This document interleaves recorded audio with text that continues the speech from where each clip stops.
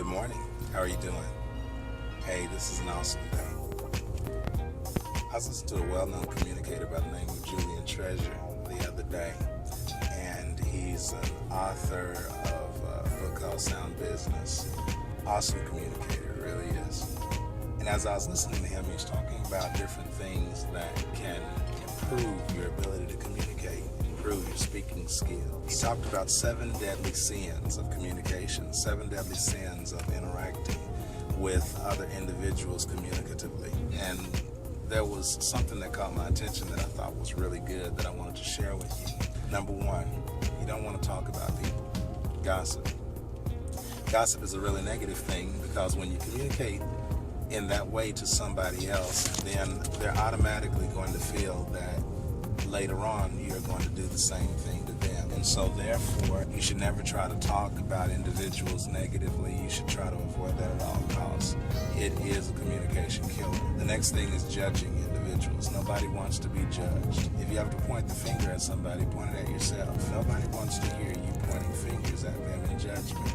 There's other ways to communicate that are helpful, that are encouraging, that tends to cause people to want to hear you. People will come to you for their advice when they begin to recognize the need for it. But again, judging is not good. Another thing that you want to avoid is negativity. There are some people that only communicate negative things, or the majority of the conversation is about all the things that are negative in the world. So if your outlook is on the negatives in this world, you want to evaluate that. Positive people tend to be those that are listened to more often than individuals who are talking about the negative things that are occurring in the world. Also, complaining. Complaining is the 4th on the list. There are individuals that are always complaining. You go to a restaurant, they're complaining. They receive service, they're complaining.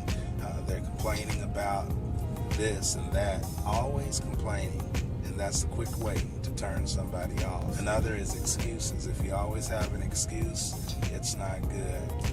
Excuses tend to be, I hear them all the time as a teacher when it comes to preparation and students actually presenting on time.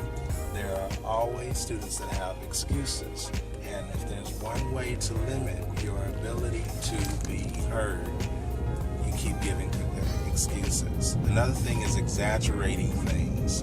People don't want to hear your exaggerations because the problem is when you exaggerate, then you're really demeaning the language because there are better ways to describe things and more accurate ways. Communication, you should want to engage in accuracy rather than exaggerate things, because eventually what's going to happen is exaggeration is going to lead to lying. And nobody wants to listen to a liar. And then finally, the last thing that you want to avoid dogmatism. Dogmatism is never good. Dogmatism is a pretty negative thing. Dogmatism is when you begin to communicate your opinion as if it's fact. No one knows everything in totality. You can have a position about something, and rather than giving the benefit of the doubt that somebody else might have a perspective that might be worthwhile, you find yourself pushing your position on them. And if you begin to push in that kind of way and communicate that way, surely you're going to close doors of conversation and communication. So let me leave this with you. You have 2 eyes, you have 2 ears, and you have 1 mouth. Number 1, use them accordingly. And that 1 mouth, make sure you use it wisely. That's Dr. J's tip for the day. You guys have a great one. Bye.